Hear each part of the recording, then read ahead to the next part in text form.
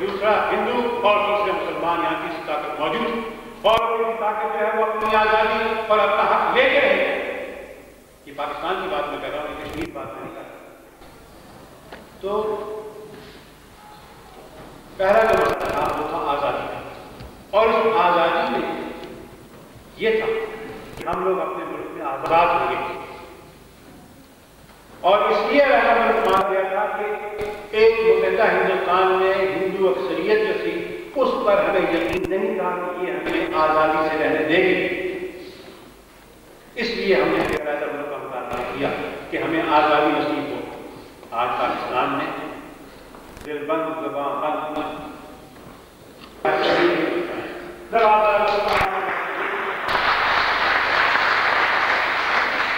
और दूसरे लोग जो है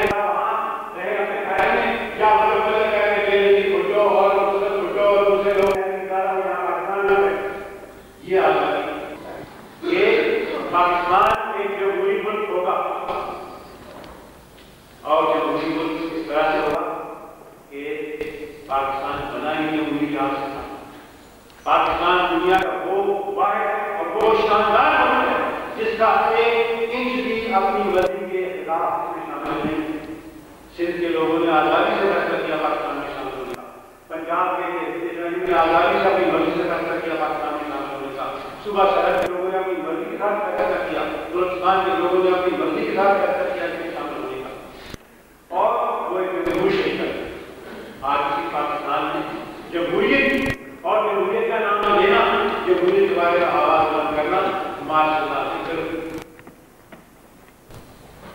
और ये कहा जाता है कि पाकिस्तान का मतलब क्या, मगर अमली तौर पर पाकिस्तान का मतलब क्या, ला इलाहा इल्लल्लाह।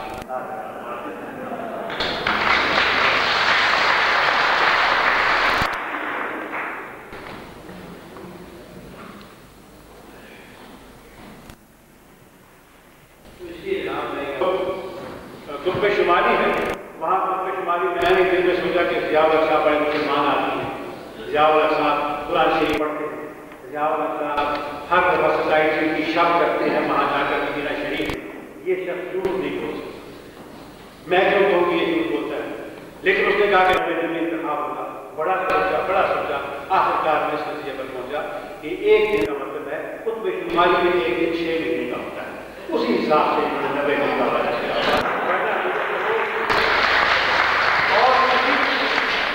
तरकीब में मुझे कि 90 दिन के जो है वो पूरे होते नजर नहीं आते। 45 साल इन्होंने जो वादा किया था वो 90 दिन का ये वादा किया था।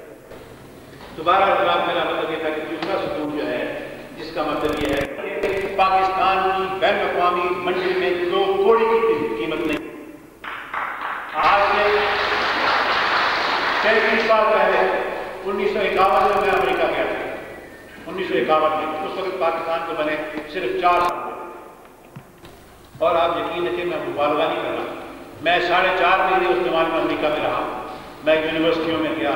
मैं स्टेट डिपार्टमेंट में गया, मैं कांग्रेस में गया, मैं अखबार के एडिटरों से मिला, मैं सियासतदानों से मिला, मैं प्रेसिडेंट ट्रूमन से मिला।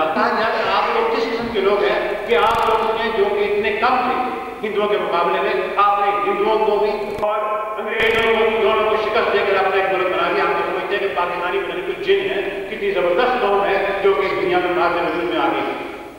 और आज 35 वर्ष के बाद जब मैं वहाँ गया हूँ, आप यकीन रखें कि कोई पाकिस्तान का नाम सुनने को गवारा ही नहीं है। कोई आदमी पाकिस्तान को महज़ब दुनिया में शुमार नहीं करता।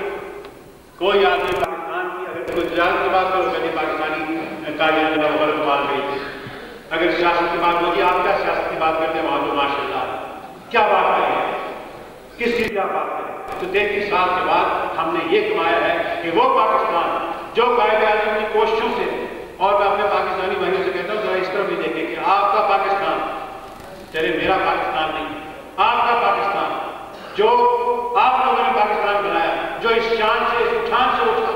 कि सारी दुनिया उसको एक इज्जत की निगाह से देखती थी, वो लोग हैरान थे कौन सी कौम है। आज कहते हैं तो हेरोइन के समंदर है, जब आप बॉर्डर क्रॉस करें पाकिस्तानी समझ पासपोर्ट देकर फेंकते हैं उधर जाओ, बस हशीश हशीश हशीश के कोने में जाओ, हशीश वाला। ये पाकिस्तान का विकास आज 37 वर्ष गुजरने के बाद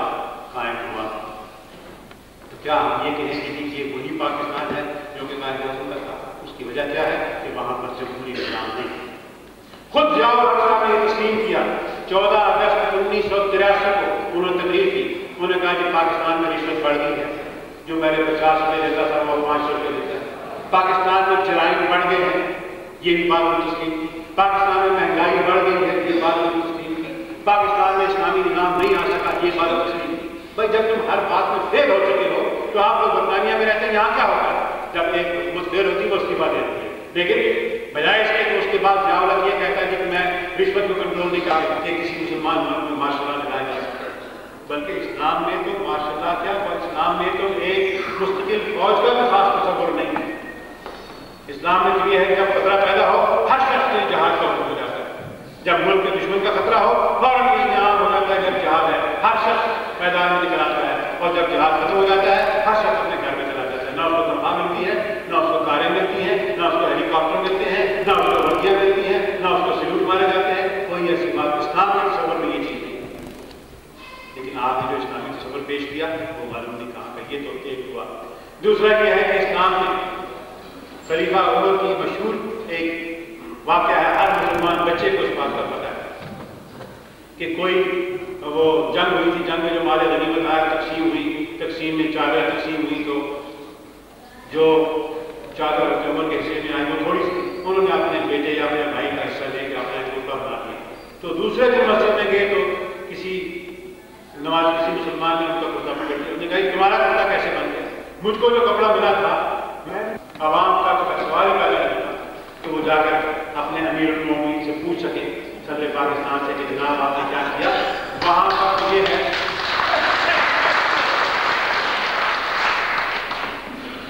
پر یہ ہے کہ مجلس شورا نامزد ہوئی تو کہا گیا کہ شورا کے سامنے بجٹ پیش کیا جائے گا، لیکن جب بجٹ پیش کیا گیا تو ہمارے وزیر خزانہ سوال نہیں کر سکتے کہ فرق میں کتنا پیسہ خرچ کیا گیا اور کیوں کیا گیا، آپ یہ سوال نہیں کر سکتے کہ تجارت میں کتنا پیسہ کیا گیا، یا یہ کہ عام رفت کے معاملے میں کتنا پیسہ خرچ کیا گیا، یا پی آئی کو نقصان ہوا تو کیوں ہوا، آپ کوئی سوال نہیں کر سکتے۔ چنانچہ عورتوں نے کہا کہ یہ تو عجیب تماشا ہے، بجٹ ہمارے سامنے پیش نہیں کیا گیا بلکہ ہم کو بجٹ کے سامنے پیش کیا گیا۔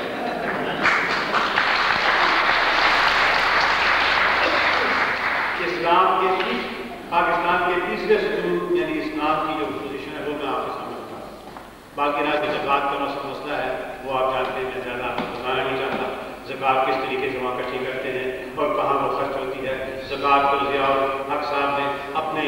ایک خاص گروہ کو مضبوط بنانے کے لیے، تقویت پہنچانے کے لیے انہوں نے ایک طریقہ کار رکھا ہوا ہے، اور پولیس کے جو ڈاؤٹ ہے ان کو زکوٰۃ کمیٹی میں رکھا ہوا ہے، وہ جس کو چاہتے ہیں پیسے دیتے ہیں، جس کو چاہتے ہیں پیسے نہیں دیتے، اور زکوٰۃ کا مسئلہ کس طرح پھر زکوٰۃ جس طریقے سے کاٹی جاتی ہے وہ صریحاً شرع کے خلاف ہے، کیونکہ زکوٰۃ کا مسئلہ بالکل صاف ہے، اس میں کوئی پیچیدگی ہے ہی نہیں۔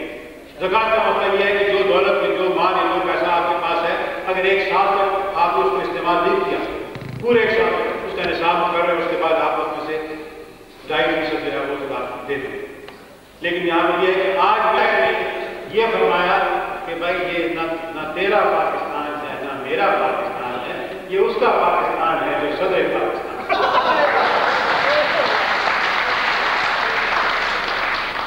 کیونکہ وہاں ایک گانا بنا تھا کہ یہ تیرا پاکستان ہے یہ میرا پاکستان ہے، اس کو قربان صلی کیا مجھے گانے آتے نہیں ہیں، لیکن اس کے وزن پر ہمارے حبیب غالب صاحب نے یہ بنایا کہ نہ تیرا پاکستان ہے نہ میرا پاکستان ہے، یہ اس کا پاکستان ہے۔ اور پھر کسی پنجابی نے کہا کہ پاکستان یہ کہ موجہ ہی موجہ جتنے دیکھو پہنچا ہی پہنچا۔